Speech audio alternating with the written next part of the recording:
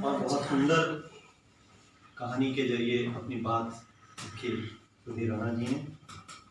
और वास्तव में देखिए, जो हमारी प्राइमरी एजुकेशन है उसको लोग मजाक में वास्तव में लेते हैं, लेकिन वास्तव में ये बड़ा काम करते हैं। गवर्नमेंट स्कूल में तो बहुत ऐसे ऐसे बच्चे आते हैं कि उन्हें कुछ करने की ज़रूरत ही नहीं है, उन्हें तो बस ऑर्डर देना है और काम पूरा हो गया।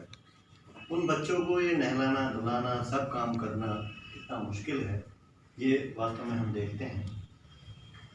परों को खोल जमाना उड़ान देखता है, जमीन पे बैठ के क्या आसमान देखता है, और मिला है हुनर तो इसकी हिफाजत कर, संभल के चल तुझे सारा जहान देखता है। ऐसी बात नहीं है कि आपके इस महान कार्य को कोई देख नहीं रहा है, सब देख रहे हैं। अभी पिछले साल पद्मश्री पुरस्कार दिया गया और पद्मश्री पुरस्कार से सम्मानित जो किसान थे उन्हें हमने आकाशवाणी में बुलाया था और सौभाग्य से इंटरव्यू करने का मौका भी मुझे मिला। तो वो सहारनपुर के रहने वाले हैं। उन्होंने बताया कि हमारा जो एक खेत था, मेरे पास कुछ 4 बीघे जमीन है, वो ऐसा खेत है राणा जी के, वो काफ़ी गहरा था और उस साल बरसात ज़्यादा होगी तो उसमें पानी बहुत ज़्यादा भर गया। मुंजी लगानी थी, मुंजी लगाई तो वो गल गई बहुत ज़्यादा पानी होने की वजह से। मैंने सोचा कि कुछ करना चाहिए, तो मैंने उसकी और मेंढबंदी करके और उसमें सिंगाड़े लगा दिए, और खेत में सिंगाड़े पैदा करने वाला हिंदुस्तान का पहला किसान वो बना। और उसको देखने के लिए दूर दूर से आए। मोदी जी को भी पता चला कि भाई एक किसान ने खेत में सिंगाड़े पैदा कर दिए हैं। बहुत सुंदर तरीके से उन्हें पैदा किए, और मोदी जी जो है प्रोटोकॉल को करके कार से जब वहाँ गए तो वो किसी को बताया नहीं, चुपचाप पहुँचे तो वो अपने खेत में लगा हुआ है। बता रहे थे कि मैंने अंडरवियर पहन रखा था और मैं आधा पानी में था और आधा सामने। मैं कह रहा यार, आज भी तो ये मोदी जैसा ही लग रहा है, पर यहाँ मेरे खेत में कैसा आ जाएगा। अब उनकी जो आवाज़ आई कि भाई क्या भाव है सिंगाड़े, तो वो कह रहे थे कि मेरी आंखों में आंसू, क्या मेरे पास मोदी जी आ गए। और मैंने कहा जी बस चाहे आप कुछ भी हो, मिलेंगे 40 रुपये किलो। कह रहे थे कि 40 रुपये उन्होंने निकाले और मुझे दिए। वो 40 रुपये मैं कभी नहीं भूलता, और मुझे क्या पता था कि इसी साल मुझे पद्मश्री का अवार्ड मिल जाएगा। तो काम कोई छोटा नहीं होता है, आपकी नज़र कहीं ना कहीं है। मैं बिल्कुल सच्चा उदाहरण बता रहा हूँ, उनका फ़ोन नंबर भी मेरे पास है, आप उनसे बात भी कर सकते हैं। ऐसा होता है तो आपके इस महान कार्य के लिए आपको ज़रूर कुछ ना कुछ अच्छा मिलेगा। और मैं बड़े सम्मान के साथ आमंत्रित कर रहा हूँ श्री कपिल जैन जी को कि वो आए और अपने विचार से काम करें। ऐसा था, वो आ गए हैं सूचना प्रभारी है जी, तो उनका पहले करा दे क्योंकि वो बैठते नहीं।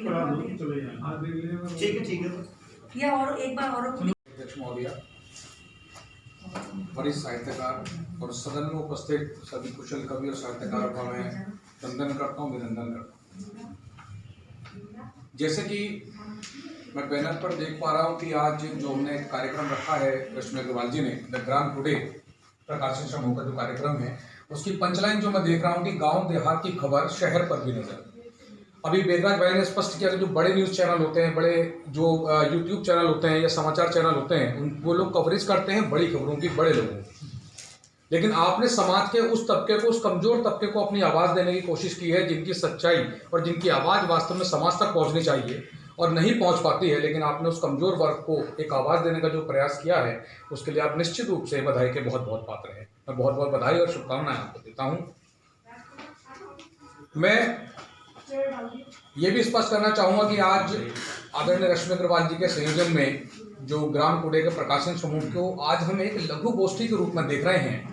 मैं ईश्वर से प्रार्थना करता हूं कि आप दिन दूनी और रात चौगुनी ऐसी वृद्धि करें, आपको अपने प्रयास में वो सफलता प्राप्त हो कि इस कार्यक्रम को एक बहुत बड़े स्तर पर हम आयोजित होता हुआ देखें। इन्हीं शुभकामनाओं के साथ अपनी वाणी को विराम देता हूँ। बहुत बहुत धन्यवाद। बहुत दुनिया के हर देश का जो जीवन है, जो मुख्य धारा है, वो गाँव ही है।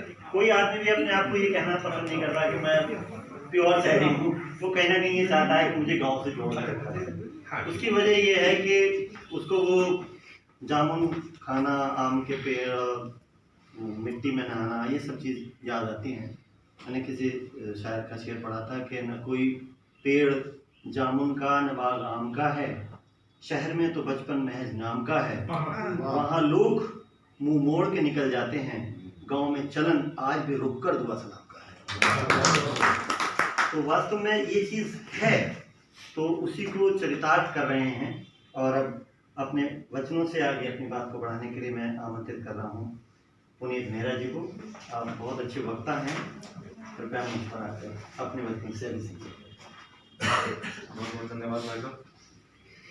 यहाँ पर उपस्थित सभी गुणीजनों को मेरा हार्दिक अभिनंदन, उनके श्री चरणों में मेरा नमन। माँ शारदे को नमन। जैसे माँ शारदे, ऐसे ही मेरे लिए डॉक्टर रश्मि अग्रवाल जी, जो इतनी साहित्य जगत को एक देवी के भांति इतनी समृद्ध कर रही हैं। और हमारा सौभाग्य है कि आज दीदी ने हमें याद किया। मैं बहुत बहुत शुभकामनाएं और धन्यवाद देता हूँ दीदी को। यहाँ आके जैसा आलोक भाई साहब ने कहा कि यहाँ का वातावरण, पेड़ पौधे और बहुत सारे पशु पक्षियाँ छोटे छोटे मैंने बचपन में देखे हैं। शायद मैं 9th की बात करूँ तो एक आकाशवाणी में प्रोग्राम हुआ, वहाँ पर कुछ रचनाएं एक ग्रुप के माध्यम से गाने का मौका मिला। उसमें माखन लाल चतुर्वेदी की वो रचना मुझे याद आ रही है, पूजा का स्वर तो स्वैर नहीं होता है। स्वैर इसका अशुद्ध रूप है। 2 पंक्तियां।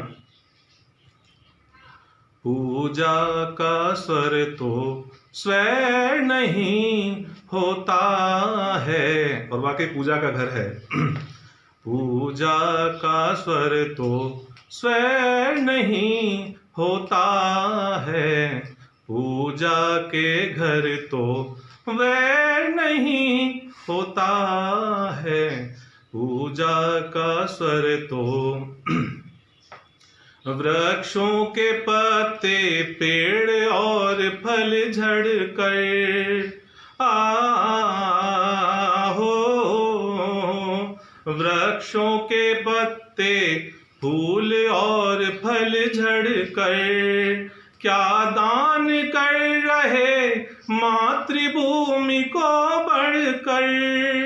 आनि सदा पा पूजा का स्वर तो स्वैर नहीं होता है, पूजा के घर तो वैर नहीं होता है।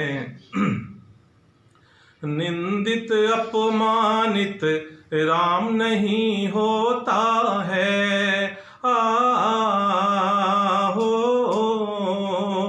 निंदित अपमानित राम नहीं होता है।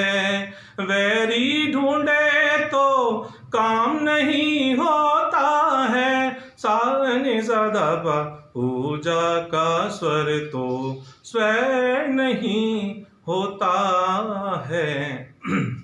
और वो नहीं जानते खग का रैन बसेरा। हो वो नहीं जानते खग का रैन बसेरा। वो नहीं समझते क्या तेरा क्या मेरा।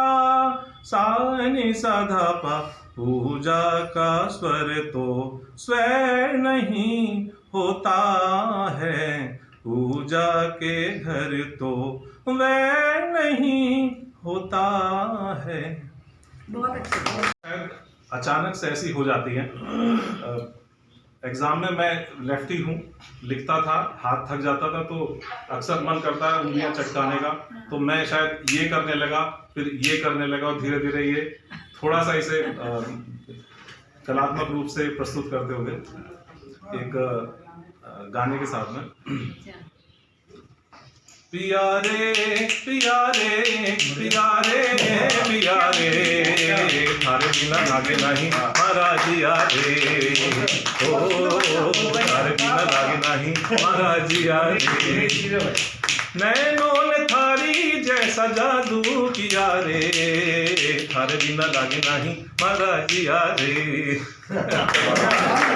किसी इंस्ट्रूमेंट की जरूरत नहीं है आपको। बहुत बढ़िया।